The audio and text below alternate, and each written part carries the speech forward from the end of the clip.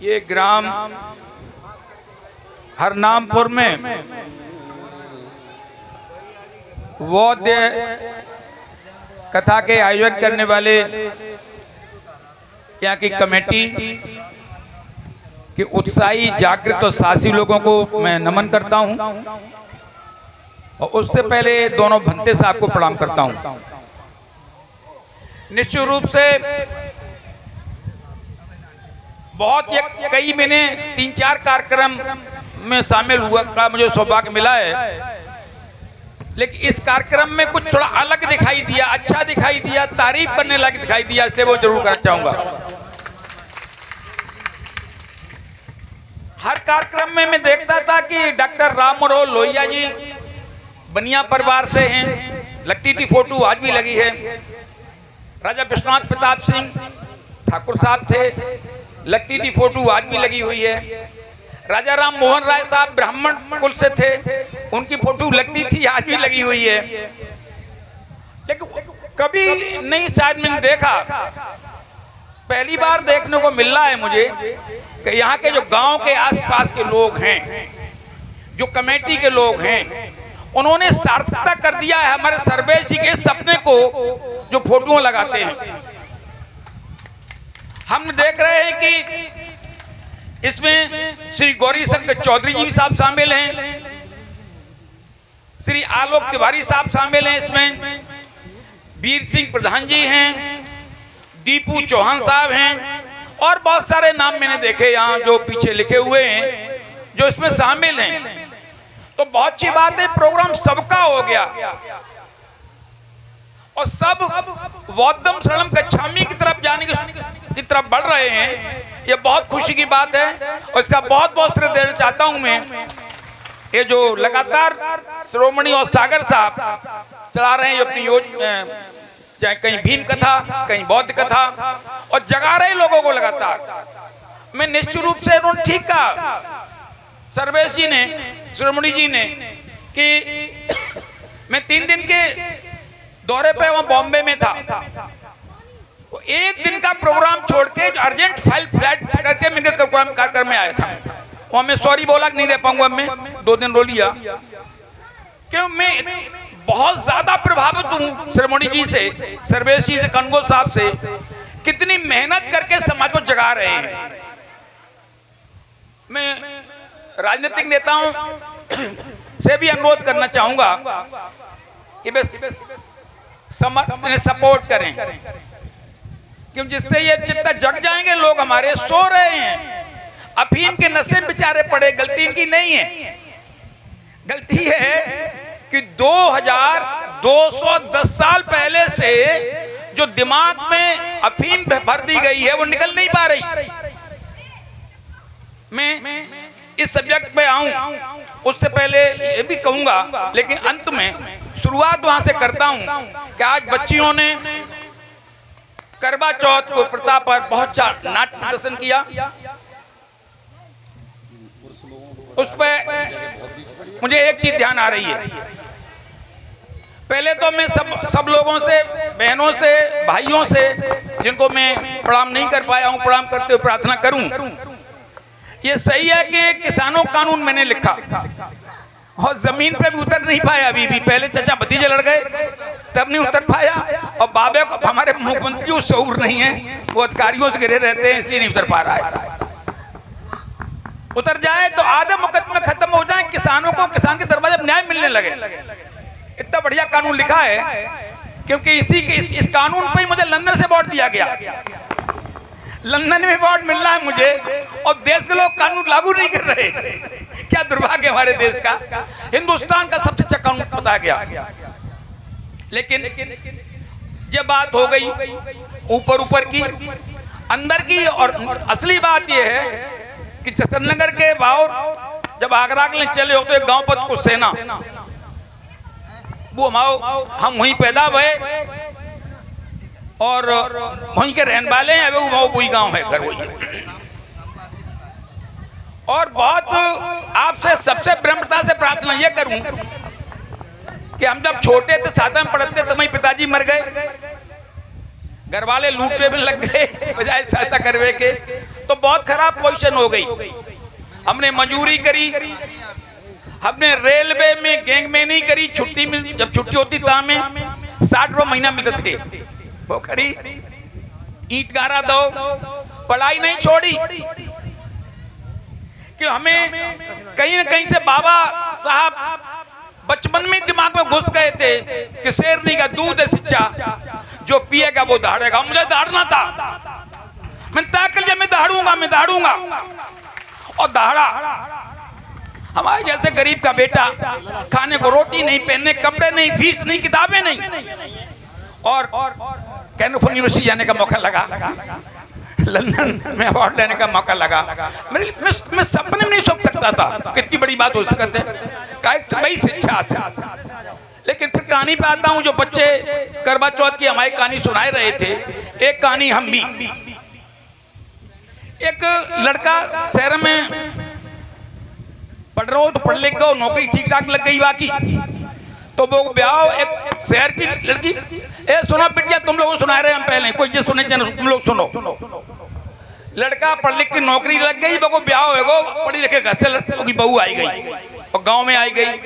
गांव में ज्यादा पढ़े लिखे आते नहीं वे लोग, तो जैसे ही वह गांव में आई, बाकी सास ने जो कार्यक्रम वो तो हो गए, बाकी बात कही बहू सबसे पहले तो देवी मैया से आशीर्वाद लो जाते, सब बहू लेने जाती हैं, चलो तुम चलो। तो बेचारी तैयार हो गई, थरियरी आरती वारती के लेके, आंगू सास पीछू बहू मंदिर के बाहर पहुंचे तो खिठाड़ी हो गई, अम्मा हम नहीं जाए, जो शेर दो मंदिर के बाद शेर बैठे दो जाओ बावर मंदिर के दरवाजे पे, ए अम्मा शेर मोहमाए बैठे, बड़े बड़े दांत उन्हें खाई जाए, हम नहीं जाए, उन पर बहुत शेर हैं, हम नहीं जाए।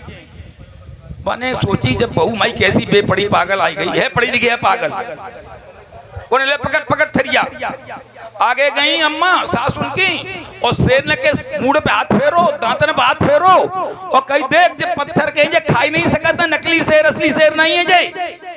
बोले अच्छा अम्मा तो कोई बात नहीं। फिर आंगू बढ़े, जैसे ही मंदिर में घुसे तो सूदे हाथ पे गैलरी में गैया दूध पिला रही बछड़े, बाने गए अम्मा थरिया पकड़ियो जब आरती वाली, हम भज के बाल्टी ले आए, जो बछड़ा सब पिए ले रो, दूध दुल्हन खीर बने हम लोग। बाने सोची मुकद्दर फूट गए माई लौड़ा के, ये कहां से बहू आएगी पढ़ी लिखी पागल। बाने कही बहू देख, बंथन पकड़े गई आगे, कहां निकल रहो दूध, बछड़ा को मुंह बुलाओ, बछड़ा मुंह खुल नहीं रहो। बने न बछड़ा को मुंह खोल लो, न बछड़ा दूध पी सका तो है, न दूध निकल लो, न गैया पिवाई रही। ये पत्थर के दोनों पत्थर दूध कैसे दिए, पत्थर को बछड़ा कैसे पी लिए। बोली अरे जबा दम्मा तो कोई बात नहीं, तो ठीक है चलो चल रहे।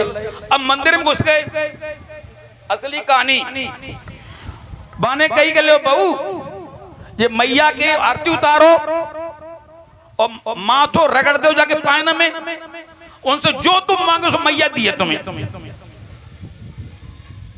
वो पीछे मुड़ी और भाई सास की आरती उतारने लगी, उतार के ददी थरिया और पान में सर धल लो, और बाकी सास लगी दे गुम पीठ में। ए नंद क्या कर रही तू कर रही तू पागल, तू कर रही तू।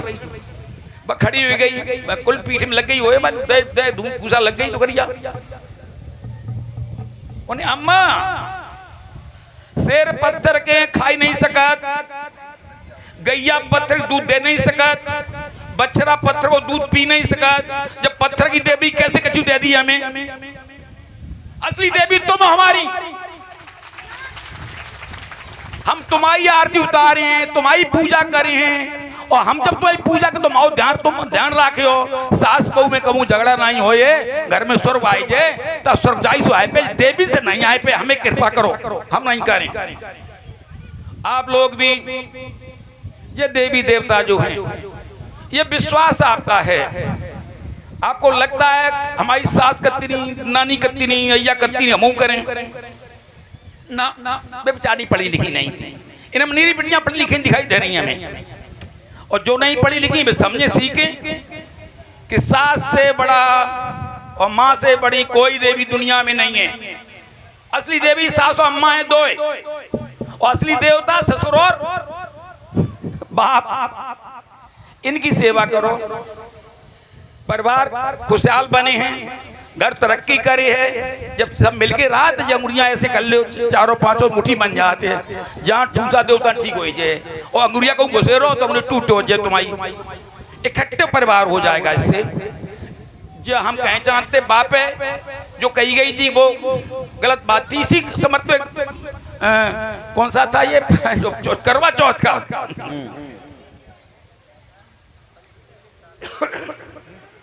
हमारे बाप मर गए, बताइए अब आपको, पूरे आवारा हो गए हम, और पढ़ाई लिखाई कछु नहीं, मंदिर में जान लगे, घंटी बजाएं, पूजा करें, आरती करें, और इंसान दे जहाँ दादा पंडित जी दे बबूती पुजारी जी कल ले जीप पर धल लो, जेब धल लो पुड़िया, तुम्हें सब याद आ जाए। इंसान दे 8वें बोर्ड के होते तब पहले 1967 की बात है, जो लिखते साल हो गए हुए हैं, हम फेल हो गए सब सब्जेक्ट, काऊ पास नहीं, हर में फेल, सब में फेल हो गए, और पूजा कर करके मर गए। हमारी बुद्धि में आई कि जेत का जो भगवान पर गड़बड़ होगा। अगली साल हमने स्कूल छोड़ दो, दूसरे स्कूल में चले गए, हमारे दोस्त वे छूट गए, हमारे वाले वैसे जो लफंगा थे हमारे जैसे हम लफंगा गए थे।